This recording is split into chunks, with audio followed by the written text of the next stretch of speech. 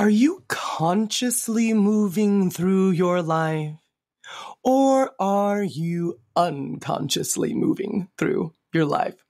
Here's a check for you. What was the last thing you ate? What did you eat for dinner last night? How about 3 nights ago? When was the last time that you consciously made a decision to feel good no matter what? When was the last time that you consciously decided to shape your internal and external identities? Well, I'm not here to shame you, conscious shame you or not, but just to provide you some thought-provoking questions and to present to you the conscious publicist, Ashley Graham, who advocates for purpose-driven businesses and their potential to create positive change. You can only create positive change if you are moving through life consciously. And Ashley understands that, and that's who is our guest for this episode. She has a deep belief in the power of storytelling, so you know that she's a woman after my own heart, and she's dedicated to building meaningful connections and relationships. In this conversation that I get into with Ashley, she gives you tips from a publicist's perspective, from a media perspective, and she also gets incredibly courageous and vulnerable in sharing her own life pivots, and now she has consciously navigated them so that she can make more meaningful connections of her own. So if you are wanting to be a little bit more present, a little bit more aware, a little bit better at navigating your past, present, and future experiences, then, my friend, this episode is for you. All right, let's go. Welcome to the Flourishing Entrepreneur Podcast with Alea Harris. If you're looking for actionable ways to stand out from the crowd by standing in your power, you've come to the right place. Each week, we help you and your fellow empire-building entrepreneurs become radically authentic and tap into your unique story to attract your ideal clients. Listen in and learn how to use energy alignment techniques and tried and true marketing strategies to transform from a leader to a legend. And now, your host, Powerhouse Story Brand Certified Guide, award-winning marketer, bioenergetic business coach, and Japanese whiskey lover, Alea Harris.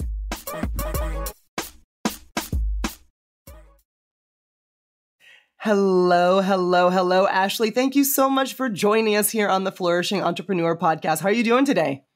I'm doing fabulous. Thank you so much for having me. And, I've introduced you. I've said the bio so that people know, all of the brass tacks. But in your own words, in a couple of sentences, tell us who you are and what you do. Yes. So who I am and what I do. I'm going to first lead with what I do because I think it's so much easier to lead into that, right? So I am the founder and the publicist of The Conscious Publicist. The Conscious Publicist is a PR and media relations concierge dedicated to raising awareness around conscious leaders in organizations. I have been in the PR and media relations space for quite some time now. And one of the things that I love most about that space is the ability to highlight incredible voices who stand behind very influential change and progress and initiatives of where they're wanting to see just conscious elevation in their communities and the audiences and who they ultimately serve. And that directly connects to who I am. Like I am definitely the conscious cheerleader behind who I work with, but then also who I'm connected to. I just love people. I love connection, and I love conscious conversations that does inspire connection and change within other people. I'm a big fan of who you are and what you do, but you've said some vocab words. You didn't think that you did, but you've said some vocab words that we're going to break down, and they don't seem like vocab words to most people. The words I'm talking about are publicist, media training, and let's just start with those two because I don't want to get too convoluted here. And they're vocab words because I feel like they mean different things to different people. So can you please break down, when you're in your role as a conscious publicist, what you actually do, and the same thing when you say media and media training, what that actually means? Absolutely. I'll start with publicist. And I feel I always have a different answer when I get asked, what is the definition of a publicist? Because as you said, everybody has their own definition. And from the traditional sense, a publicist was very much the hard hitter, the person who was out at events representing their clients or representing, events and whatever it was that they were representing or advocating behind. But I feel that the role of a publicist has definitely modernized in today's day, that publicity and being a publicist, or even focusing in the PR public relations space, is it's basically standing behind how you want to be recognized, how you want to be known, and basically facilitating initiatives and doing the work and the things that ultimately bring that recognition to the forefront. So a publicist to me is somebody that obviously follows the processes, the nature of the work. But in my perspective, especially where the conscious publicist comes to play, is it's also kind of living within the narrative of being consciously driven and ultimately standing behind something that serves a greater purpose. And then the second word that you mentioned media training. And, I had kind of led into the media relations part of that. And I feel that media training can fall underneath that media relations umbrella. But it's basically working with media professionals or media platforms and media outlets to build a very holistic, conscious relationship and partnership with them to bring awareness around the stories, the clients, the organizations that ultimately are being represented by a publicist or a PR practitioner. But there also is the other kind of interpersonal skills that come within that. That's where, keywords like media training kind of come into the conversation, and understanding how you need to communicate your ideas and how to build conscious relationships with the people who are ultimately going to bring that story to the forefront through that platform. And basically just leading with relationship at the core. Thank you so much. I'd love to make sure that everybody that listens is on the bus. And I feel like a lot of people either thought they were on the bus and they were like, oh no, I wasn't on the bus, or they had lost us from the beginning. So now hopefully, toot toot, we are all on the bus and we understand what we're talking about. I love that you underscore your conversation with relationships. And for me, a relationship is between you and someone else, or you and another organization.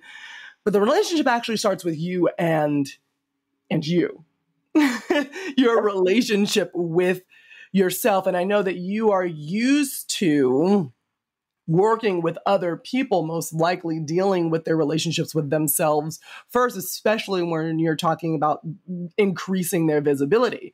So it's my job to turn the lens onto you.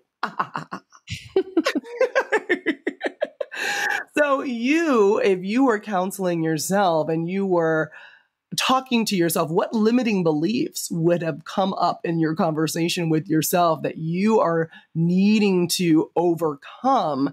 And tell us then how you have overcome them, or your plan to overcome them in the future. Yeah, it's actually a really good exercise.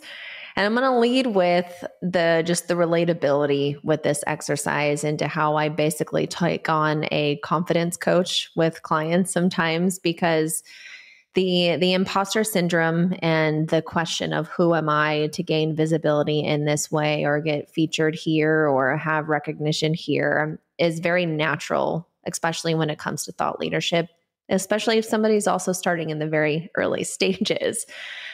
And I've had that question come to my own mind, my own consciousness a number of times over the years, and probably will continue for the next 10, 15 plus. I think it ultimately is a very humanizing question, and it's just part of the human experience that we always have these anchor points to check in with ourselves to be like, okay, well, who really am I in this moment in time, and how do I need to transform parts of myself to show up for others or to show up for myself? I want to make sure that I'm kind of staying on track with ultimately the exercise there. But I guess like thinking about a workshop part of that, especially if I've been the person who have experienced that or struggles with it for myself, is one, just recognizing again that it is a very human emotion. It's a human question and it's very natural. Honoring and recognizing the emotion that comes with it, and honoring and recognizing that point in time and when I need to transform or evolve through that process.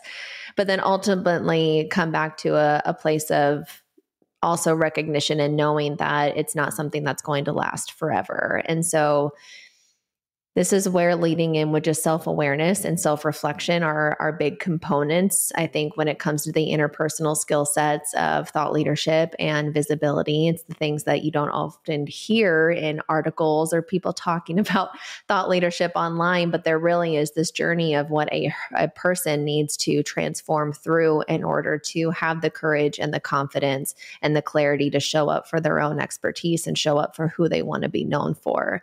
I've been through that a number of times, different phases. And again, I'll probably still have more phases to go, but that's where, again, leading back to the relationship part of it, it also just builds and strengthens the relationship with the clients of who I'm working with, because I'm able to put myself in their shoes and they know that I understand their pain points and the transformations that come with this work because I have been through it a number of times. I love it. So talking specifically about you, then you talked about self-awareness as a key, and I totally agree. It's the foundation for everything. If you don't know what the heck is going on with you, how do you know where you want to go or where you are or anything? So using self-awareness, how would you as Ashley realize that you are moving away from yourself, away from your radically authentic self, away from the you who is the best version of you? And then how do you come back into alignment? Okay, speaking vulnerably here. I can always lead with just That's one of my biggest skills is just, I mean, we haven't even gotten into the most hard-hitting questions yet, Ashley. Oh my goodness, that's scary. Well, okay, I guess I've gone through a recent experience with this, and to make sure that I'm staying in a very linear path with what I want to say, because I don't want to ramble. I have a tendency to ramble sometimes, but I always want to make sure that everything has its anchor points and its connection. So when I know that I'm kind of getting pulled away from this authentic way of creating, it is when I am overly stressed or over worried about processes and strategy and following the norms of what other experts or what other people say are part of the process to have success or transformation or whatever the circumstances may be. But it's like, going back to that self-awareness part and that self-reflection is I know what works for other people will not necessarily always work for me because I have my own DNA. I have my own blueprint. And I'm going to use human design as a point to kind of bring connection to that. So I'm a projector in human design, and I'm also emotional authority. So it's like you're a rare one. You're a rare one. Projectors are rare. I didn't know I was sitting next to someone. I mean, I knew you were special, but my goodness. I've actually really learned a lot about human design recently, especially like the theme of this year for me. And the more that I learn, the more that it's like, wow, okay, like I know me and who I am because I've had past, present, future relationships with myself, right? But it's like finding a concrete way to better understand that has been significantly impactful. And this is where I always come back to human design as a way to kind of express that. So going back to like the emotional authority part of it, I know that when making decisions or showing up or whatever the action part of it is, it needs to be emotionally connected. I need to feel emotionally secure, emotionally safe, emotionally supported. All of the ways that emotions help me lead in these areas, I need to feel connected to that emotion. And I've acted, through that in multiple different ways of not necessarily honoring the emotion part of it, but then mostly kind of figuring out exactly how leading through the emotion part of it has transformed in my life.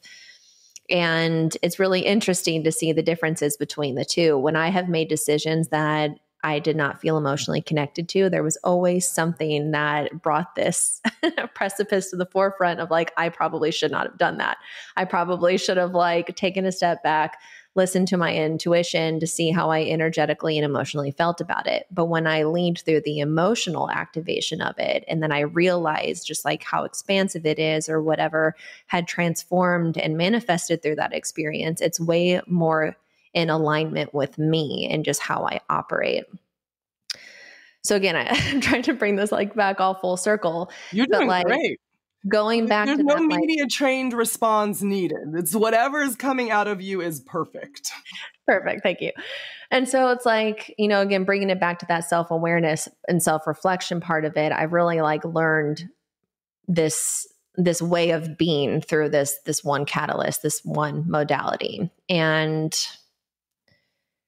yeah, I'm still learning. I'm still figuring it out. But going back into just kind of creation or just showing up for myself, if I feel like there's urgency that I need to be doing something or performing, then I know that that's really not in alignment with who I am, because I need to feel emotionally connected to what it is that I'm doing. And so it's again, it's always a pendulum swing back and forth. I just want to be in the middle. I haven't mastered that just quite yet, but it's just something that I'm continuing to lead into and just figure out and feel exactly what feels best. I also feel that there is definitely balance that can be had to both sides of that. Processes, strategies, showing up maybe even when the emotions aren't there, but ultimately maybe 90% versus and the other part 10% is creating when I feel activated to create because the emotion is there. You mentioned having a past, present, and future relationship with yourself. And I think that that is beautiful, because that truly is how we live our lives in the present moment, but relating things back to the past, always planning and thinking about the future. It really is a multi-time period existence that we have. I would like to focus on a past experience that has made you better in the present and in the future. What would you consider the most pivotal moment in your life, a moment of rebirth? And how did you manage the transition, and what did you learn? How are you better on the other side? And what tips do you have for others who maybe have gone through or are going through something similar in business or in life? You were definitely asking the questions that I'm whew. For the record, Ashley, I sent you these questions in advance. I know. These things are yes, we could answer every single one of those questions. And there's initial ideas that come to mind when you're reflecting on questions, right? But then when you're in the moment and immediately this emotion comes up about an experience, you're do I talk about this? Do I not? That's probably the one we want to talk about. That's exactly, but it's scary, vulnerable. So, okay. One thing about vulnerability is that when you're vulnerable, it means that you're at your most brave and also one of your most aligned moments. I also will tell you that the audience for the Flourishing Entrepreneur podcast is one of the most loving and supportive I've ever come across when I get messages and notes and people reach out to guests. So you, my friend, I know it's going out into the world, but are in a safe place to be both vulnerable and brave. I'm right here with you. Thank you so much. Okay. So again, the initial experience and something that I have recently transformed in my life, and it's not something that has taken place in the last couple of months. I just hit 2 years of conscious sobriety a couple days ago. Again, this is going to come out at a different time period necessarily. Thank you. But, just reflecting on past, present, future, that identifier is I've learned a lot about those 3 identities through this process in ways that I never even initially knew was going to happen when I made the decision.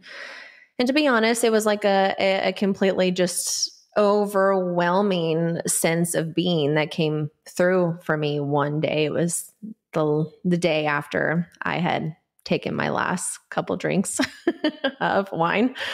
And all of a sudden it was like I had stepped through a different point in time where I had no interest, no desire, no nothing to identify as a social drinker or as a drinker in general.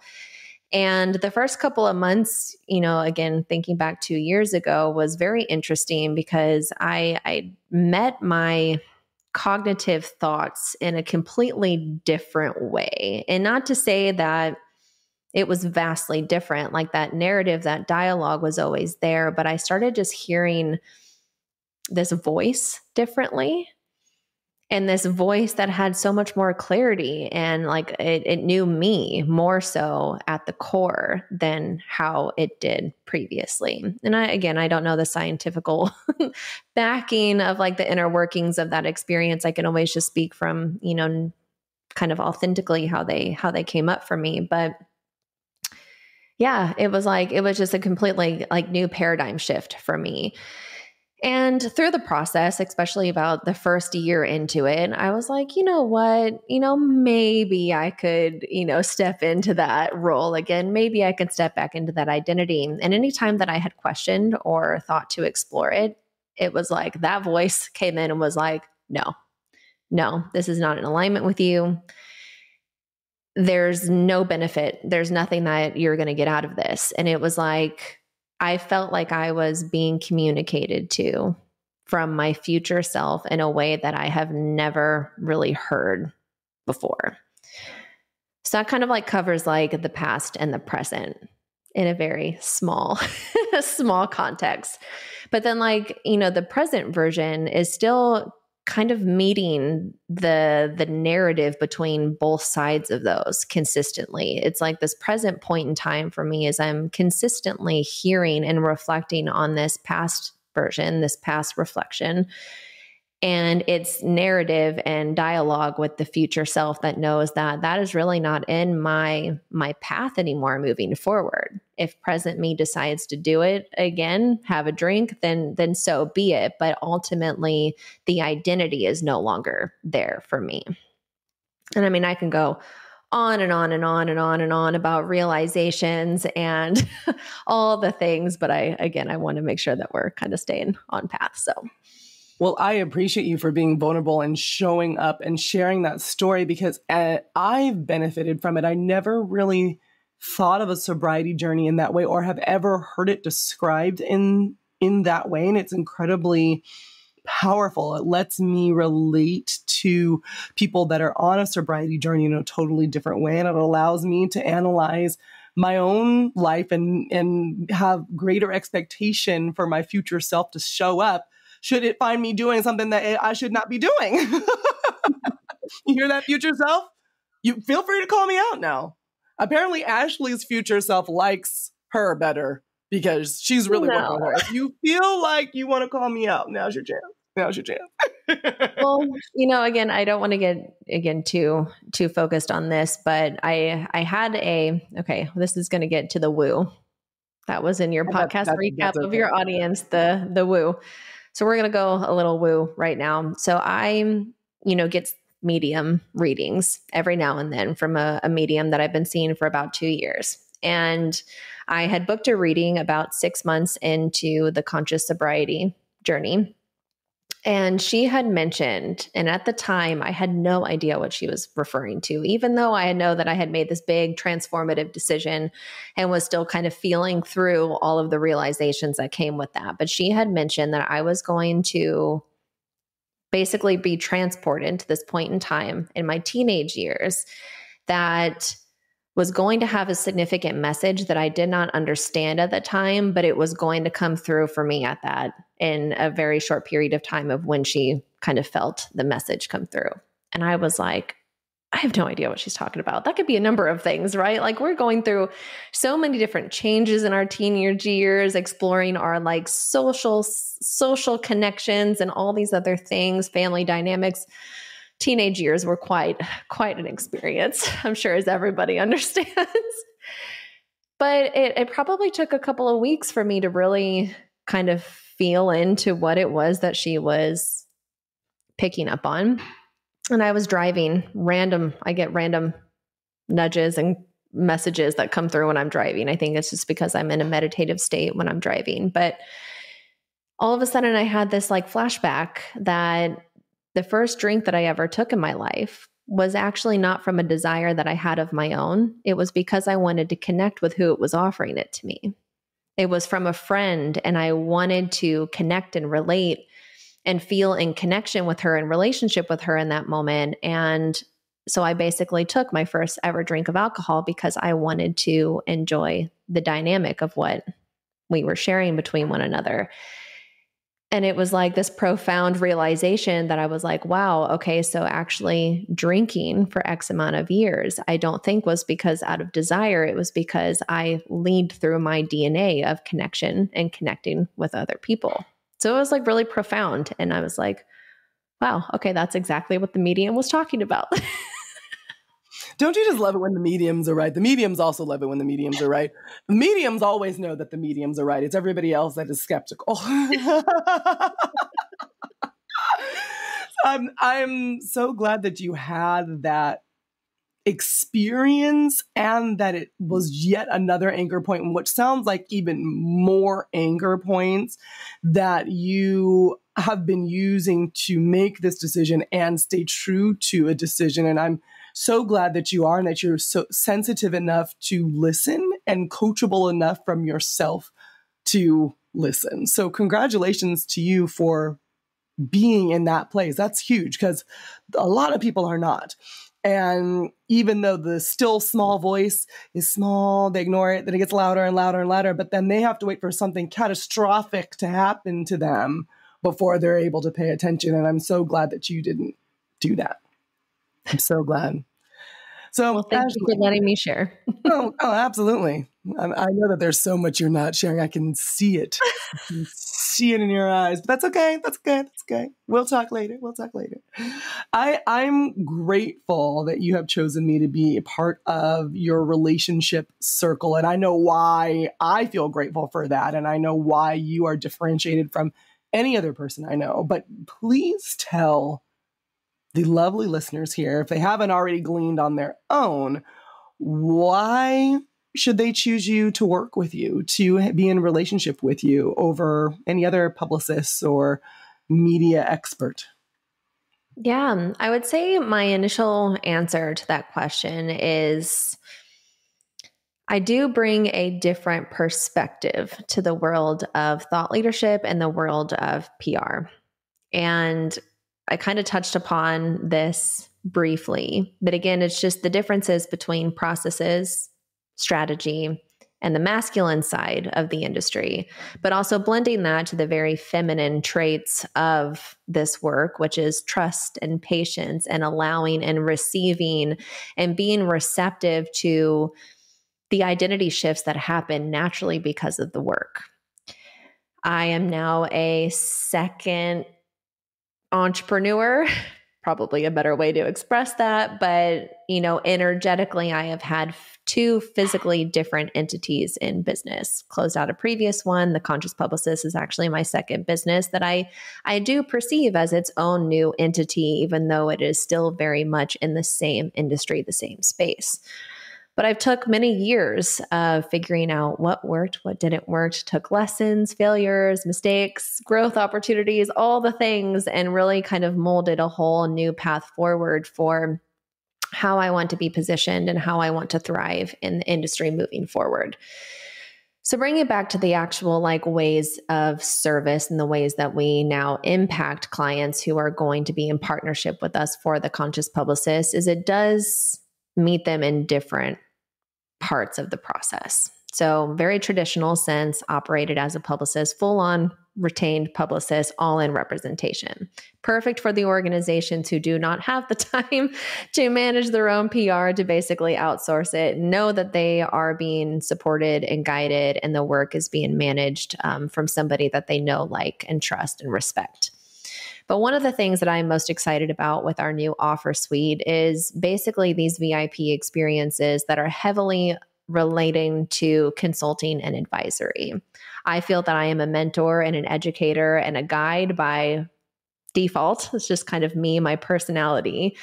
And these VIP experiences is basically customized to offer support to clients in different stages of the process. And the great thing about them, not that I want to go into too much detail about the offers because there's a lot, but it basically gives them a roadmap, a blueprint that they can continue to implement for, months, if not years on end, if the content and the process and the strategy is still very much relevant for them. So these new VIP experiences are a way for me to kind of shine in my brilliance and the things that light me up the most, which is basically educating and guiding and creating a strategy that is very much masculine and feminine blended into the ways that it connects in the transformation of the work, but paying it forward and giving it over to the client to be able to have the resources, the tools, the assets for them to use and rely on if and whenever they need it. That's kind of like how I'm differentiated from other publicists or other PR, agencies and firms, is it's very much, we'll do it for you, but I want to be a strategic advisor for my clients moving forward. I want to be very much in the partnership with them, very much a part of the process and helping them with the other things that go outside of the work of PR. Like, let's talk about your struggles, your pain points, who you are as a person. How can we take these parts of your identity and craft that into a message that is going to directly connect and impact those who you're looking to serve, because there is that relatability. There's that know, like, and trust factor. That's wonderful. It sounds, working with you sounds amazing. So if people want to do that, where can they find you? Yes, so you can connect with me on theconsciouspublicist.com. And as far as social media, if you want to connect with me personally, find me on LinkedIn. That is definitely my favorite platform. And we also have the podcast, the Conscious Publicist Podcast, that you can find on Apple and Spotify and all the other streaming platforms. Well, I thank you so much for being here with us today, Ashley, for sharing, for instructing, and for generally just being a lovely human. I appreciate you. I appreciate you. Thank you. So grateful to have met you this year. Oh, me too, for sure. I am so grateful to Ashley for being brave and sharing herself with us. When was the last time you were vulnerable like that with someone? When was the last time you were vulnerable like that with yourself? What are you not telling yourself that's pulling you away from conscious awareness? Sometimes we're not conscious in the moment and aware in the moment because we feel like in the moment is where the pain lives. And that's not true. In this moment right now is where all possibilities exist, for the better, for the worse. But if you truly believe and stay in the present that the universe is conspiring for your good, then act like it. Expect the present to be wonderful. Expect good things to come your way right now. I've been working on this a lot, because I've been in some dark places. And you know that after hopefully listening to more than just this episode, but if this is your first episode, then welcome. Just know I was in some dark places.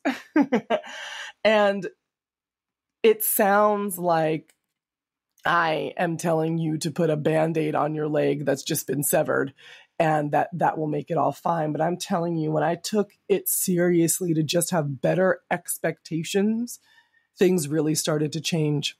So I leave you with that thought, and I thank you for listening to this episode and any other episode of the Flourishing Entrepreneur podcast that you may have listened to in the past or plan to listen to in the future.